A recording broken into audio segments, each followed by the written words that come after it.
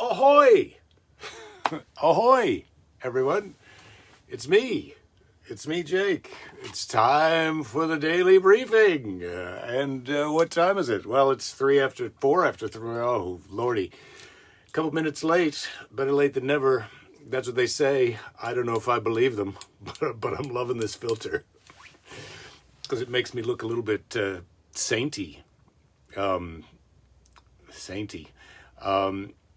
Lady Jerry, where is Lady Jerry? I wish I knew. But I'm loving this filter. Okay, I'm trying to get it to do the view that I like. There we go. Now I think we're in business. All right. Keys is here. Jen's here. Laura's here. Hello, you're in Atlanta. Some animal facts. Exactly. Dave, racing pants on, Dave. Welcome aboard, sir. Rich, howdy doody. Flavia, Sue, Sister Sue, Cavalier's Report. Remember that? Remember when we used to be Cavalier's Report for Hump Day? Well, it is Hump Day. Oh, wait. Is it Spiral Staircase Foam Pad Show and Tell Day today? Rachel, oh, I forgot to bring the foam thing in today. But I will post a picture of the top of the stairway sealed and opened on the group chat after this. I look like I just rolled the stoner and emerged from the cave. Yes, I am rejuvenated. In this day in 1889, the Eiffel Tower was opened. Oh, that's a nice fact, Darren. Thank you.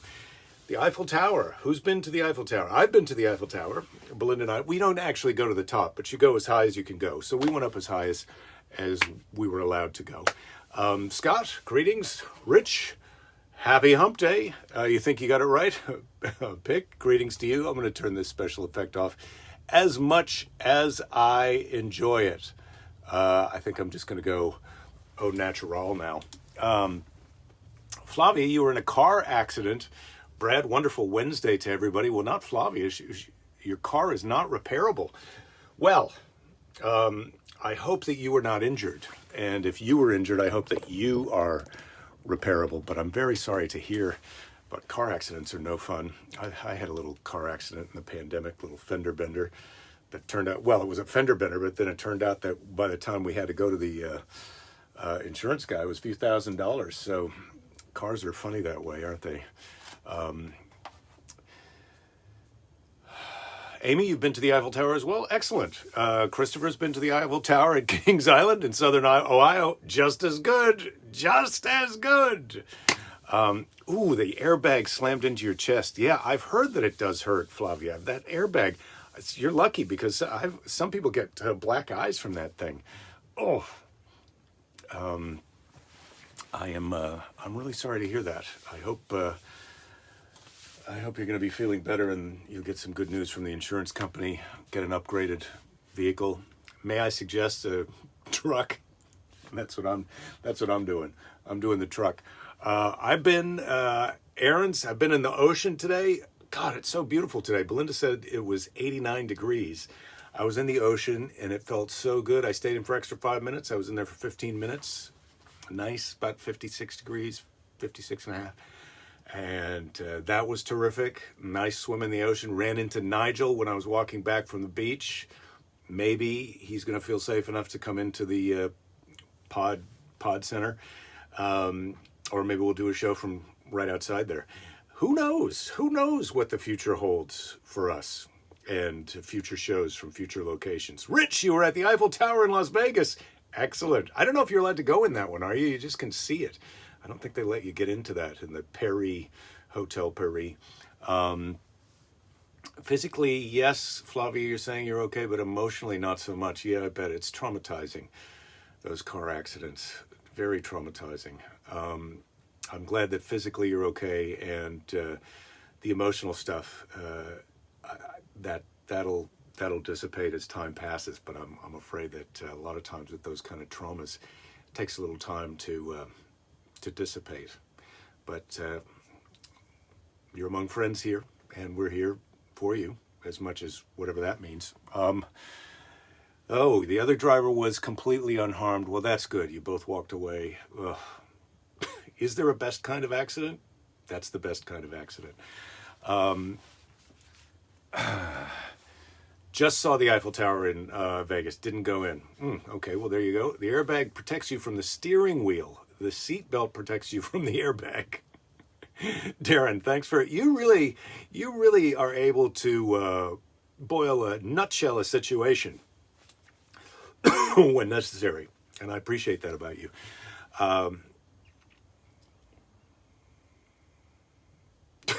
Dave, you think Flavia blocked you? Well, it could be. I know that you're a spicy chap, and I'm looking at your little logo thing. You seem like a decent fella. I doubt she blocked you. It might just be an oversight. Then again, what do I know? Keys wants to know if you looked at the tower with or without pants. Pick, you've been to the Eiffel Tower, the same trip you climbed to the top of the Sacré-Cœur twice. To the top of Notre Dame, lots of climbing. Yeah, Notre Dame. I mean, who knows if we're going to get to go to the top of that? Who knows if we're going to get to the top of that? Bob, you're asking, do a lot of comedians live near me in your neighborhood? Like, is it comic enclave?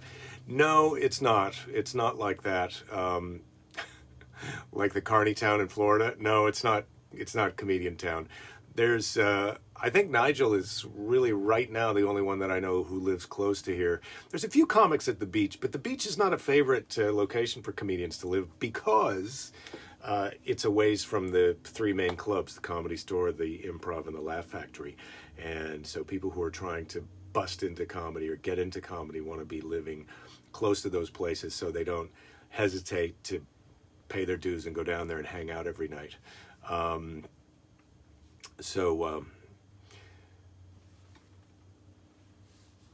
that's why they live there. And then once you get started living on that side of town, Silver Lake was the hipster part of town where you would live that was adjacent enough to those comedy clubs. And then it also developed its own cool comedy scene. And so I've got a lot of friends who live over there. But here it's mostly me and Nige holding it down. I'm trying to get Christella to move into the upstairs of this house. But so far I'm still working on that. All right. So today's animal, oh wait, let's read some more about tourism here first. Rachel went to the top of the Eiffel Tower and Notre Dame too. The bells started as you were standing there. Wow. Jason almost dropped his phone from the top. You did a little Hunchback of Notre Dame thing yourself. Scott, you're all about reckless tourism. If they think it's okay to go to the top of the Duomo in Milan, why should I doubt the loading limitations of a timber slate roof? Yes, why should you? Yes, ahoy, Joni, to you. Scary to realize how much worse it could have been. It was the other guy's fault, by the way. Flavia, oh, well, the insurance might not see it that way. Yeah, but that only is affected by whatever your deductible is. But my experience with the car insurance company this year, of course, the other guy admitted that it was his fault. So, and he hit me from behind. Keith, you're asking anyone follow Dry Bar Comedy? I watch it a little bit. Those guys do get quite a bit of views. I don't know if it translates into tickets sold, and it certainly does not translate into financial remuneration to the comedians. But it can be beneficial in terms of exposing comedians to a greater audience. Whether those people then go out and buy tickets to go to a comedy club, if we're ever allowed to do that again, I don't know. So today's animal, which I picked out, I chose raccoons because we, here in the wilds of Santa Monica, our wildlife includes squirrels, birds. We have quite a few birds. You've heard the crows from time to time. They're not here today. But then our mammal population, we did have a bit of a rat problem for a while, but that's under control since we moved our compost into a sealed bin. So possums, we see possums and raccoons going through the backyard from time to time, coming after Lady Jerry's plants that she's planted. So I thought I'd look up raccoons, and here's right off the bat. Here was something surprising to me. Raccoons live for up to 2 to 3 years in the wild. They can live 15 or more years in captivity, but I was surprised. 2 to 3 years in the wild. In a city, maybe less. Oh my God. Boy, there's a lot of talk about accidents here. Wily Trash Panda. Yes, Ouija, the raccoons. They live up to 2 to 3 years in the wild. So some of the raccoons that we're mad at are now dead from old age or natural causes. Female raccoons give birth after only about 65 days of pregnancy, and usually the litters are from 1 to 78, 7 or 8. Depending on the species, they can grow to a length of around 20 to 40 inches, and they can weigh up to 65 pounds. Ooh. Like humans, they have 5 fingers. I think we all knew that. Their fur can be very warm, protects them from cold, although here in Santa Monica. They have communal toilets where several individuals defecate. They're solitary. They sometimes congregate. The ones here live, I think, in a storm drain around the corner, because I've seen them go off the sidewalk curb and then down under into the storm drain. So I think there's a couple of them living down there, or a few, probably a couple different ones than the ones that I first saw go down there. They have a pronounced sense of touch. They have a good sense of touch. There was once a presidential raccoon in the White House. And this was during President Calvin Coolidge's presidency. He received a raccoon. Calvin Coolidge received a raccoon in 1926 as a Thanksgiving dinner. You know, like here's this live raccoon. You can kill it, have it for Thanksgiving. It doesn't say what state sent him the raccoon, but Coolidge decided not to eat the raccoon or have it killed, which I think is a good choice. But instead, they adopted it as a pet, and they gave their raccoon the name Rebecca.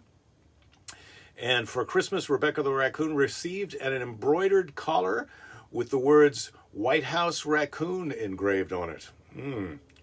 She also participated in events such as the White House Easter egg roll. Near the end of his presidency, Coolidge donated Rebecca to Rock Creek Park in D.C. I don't know how it works out when you've got a raccoon participating in an Easter egg hunt, because I don't know. These raccoons are wild animals at best. You've got a raccoon that is one generation removed from being a wild raccoon. And I think it's going to be hard to get them not to eat those eggs. But anyway, Darren, you're saying, yeah, the raccoon's hands are creepy.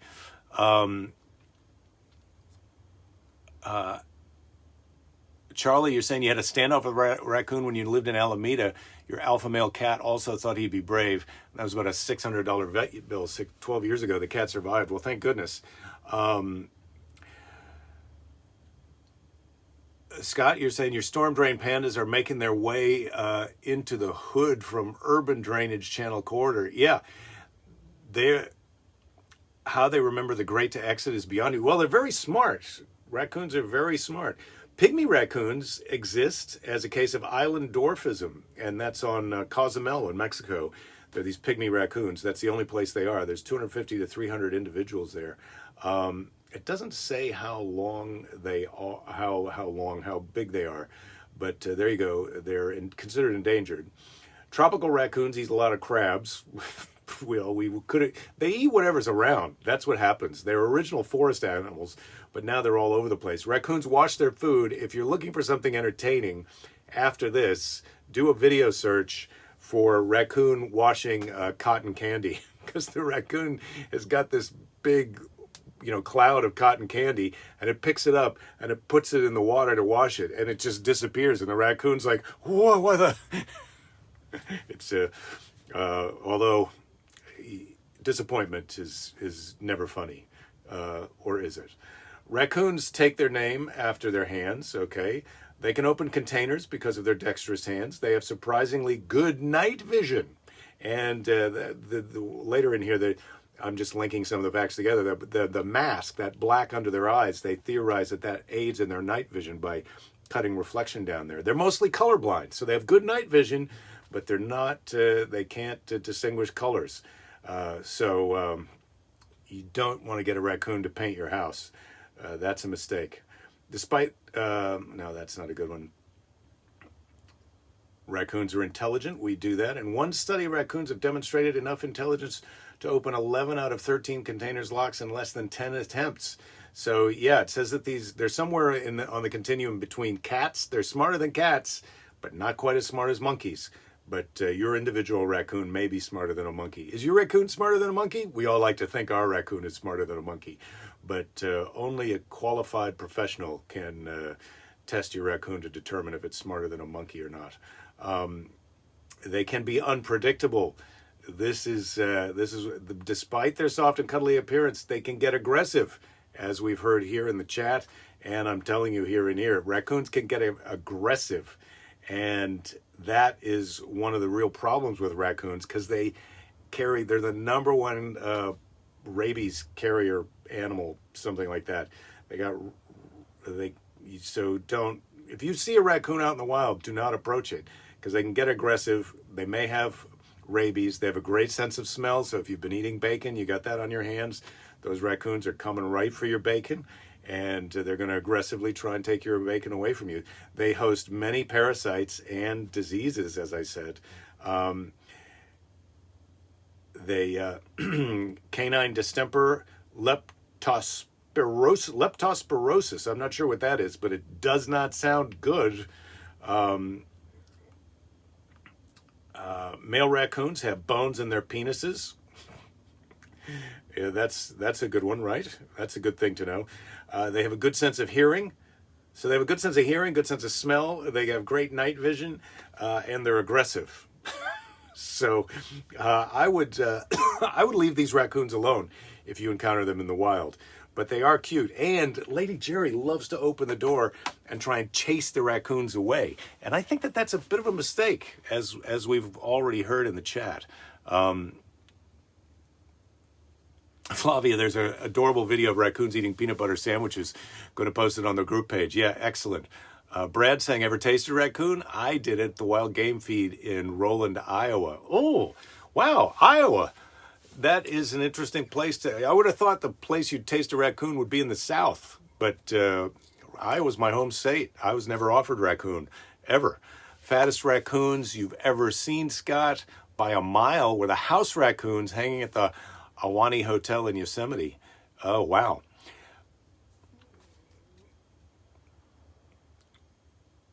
Oh, fox, you're saying you got foxes near your house, Keys?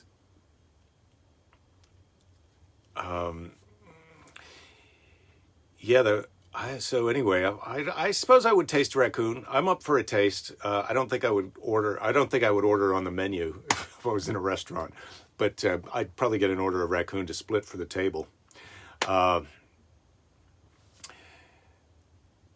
Raccoon is for a pet, only permissible if your father and is your brother and you own a banjo. Darren, I disagree, because my father and his brother and their father was separate from either of them. They had a pet raccoon that they got. They were out hunting, and I think they killed the parent raccoon or something. I think that's what happened. And then they found the baby raccoon, and so its eyes were still closed, and so they took it in when it was just a kit. I think that's what you call the baby raccoon, and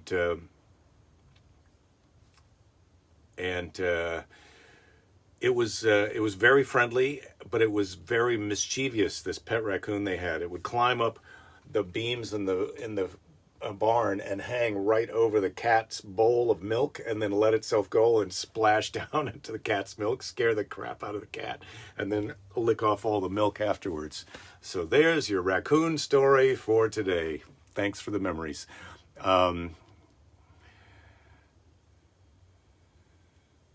As an animal caretaker at ISU Vet Med during college, you took care of raccoons involved in pseudo-rabies research. Yeah, rabies, such a scary thing. All those zombie movies, I mean, rabies is one of those things that's like right on the edge of a zombie type situation to me. You think raccoons might be superheroes? Well, Gary, that raccoon, Rocky, was it Rocky Raccoon in the Guardians of the Galaxy? That was a raccoon. Raccoons can land a 747. Well, Dave, after I watch the raccoon wash the cotton candy again, I'm gonna search for a video of a raccoon landing a 747, because I'd like to see that. Scott, there you've got the raccoon from Guardians of the Galaxy there. Neighbor had a pet one tied on a leash when you were a little kid. You walked up to it and it stood up and took your lunch bag. Yeah.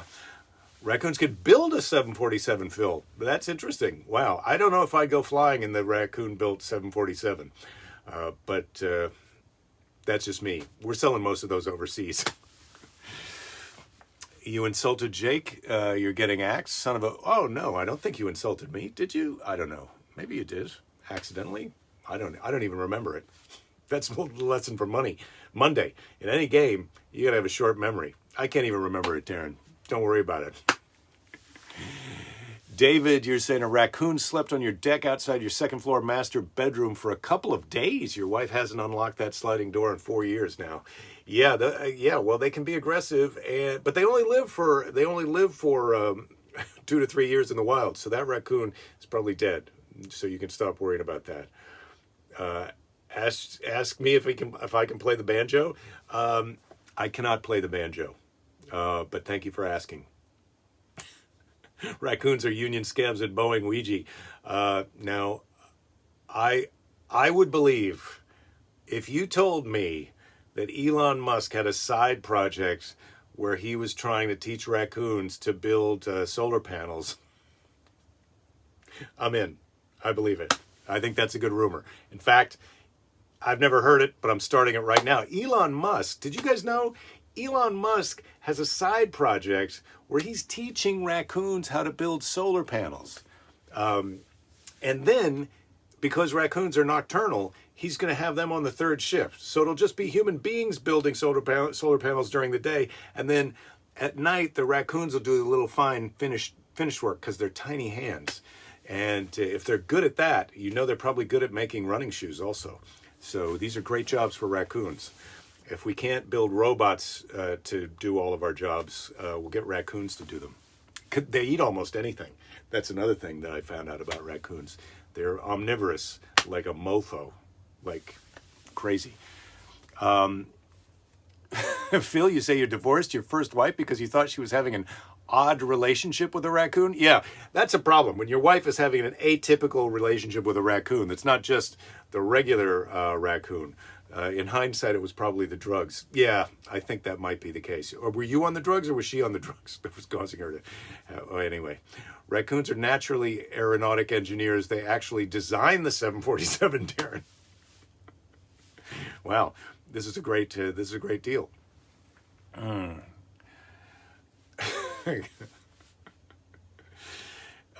Possums can sell used cars. Yeah, well, I have said that. All right, where are we in today's show? Wow, time is flying by.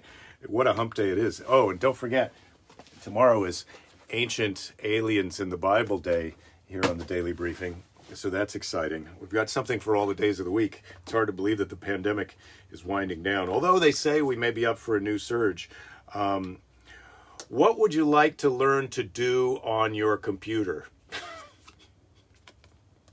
What? Well, what would you like to learn to do on your computer? I don't know. I know how to do the things that I'd like to get better at editing video or so, but I'm doing that on the phone and the iPad right now. What would I like to learn to do on my computer? Well, just before the show, I was on Instagram and I was watching some video of a guy. This is where I'm at with the advertising tailored specifically to me. I'm getting advertisement from several different people who want me to pay them to teach me how to do a handstand. And I'm sort of like, I don't know how they knew that I would really love to know how to do a handstand. But I don't think I'm going to buy a video tutorial on how to do a handstand. Wouldn't be on my computer, but it'd be on my device. I feel like sometimes the question box is not always up to date. Forged vaccination passports? Scott, that's naughty. And besides, obviously no one needs a vaccination passport. There was something like 1 million people going through LAX over this last weekend. Like, what the hell? Look, I get it. There's a lot of us are vaccinated. We're going back to indoor dining. That doesn't mean fly across the United States and start exchanging DNA with everybody that you know from high school. That's a bad idea. Pick, you got your second Moderna shot yesterday afternoon. Good for you. Congratulations. I am very excited for you and all of us. Oh, I have this visual aid here.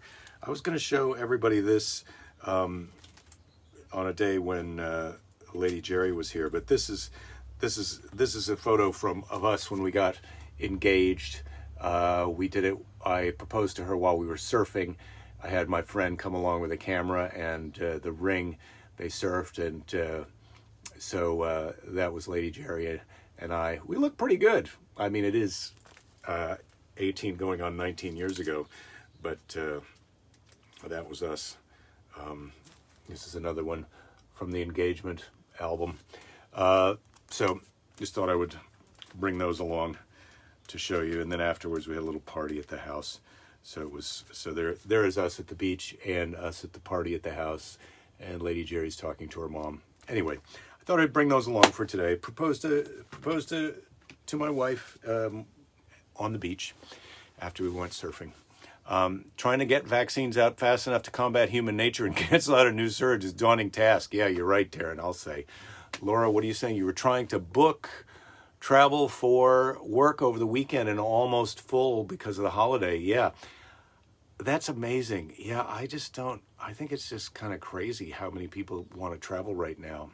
Lady Jerry and I are going to be getting in the camper and driving, but we're going to kind of be keeping our interactions with people to a minimum, takeout or outdoor dining, but we'll see. Rachel, yeah, thank you for that compliment about the engagement pictures. You're saying your arm is a little sore, but no biggie. Yeah, that's what I had. Both times my arm was a little sore, and then the day after the shot, I was tired. Belinda was tired 2 days after the shot, but we're both fine now. I mean, just if you feel tired, just take it easy. You'll be fine. All right, so it's hump day. Thank you guys for being here. Again, today I was a little busy. I was trying to decide what handstand tutorial to buy.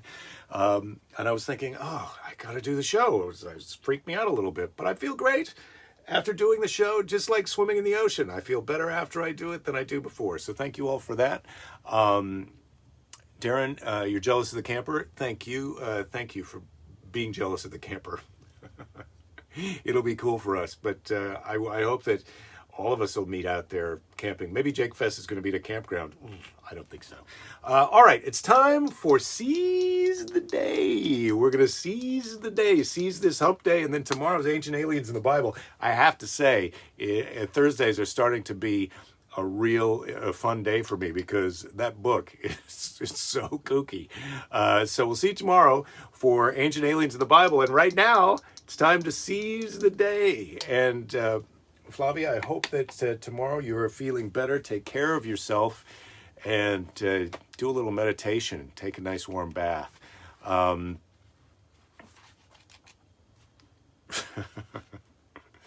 right, here we go. I'm paging through here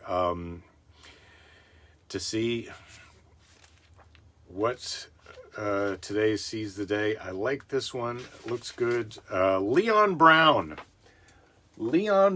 Today's Seize the Day. I like to put a little dot on the page so I can remember that I've done this Seize the Day because, at some point in the future, we might be going through the Seize the Days a second time. But this time, I want to make sure and get them all. Touch them all. All right, today's Seize the Day is from Leon Brown. Remember, you are a different person now than before.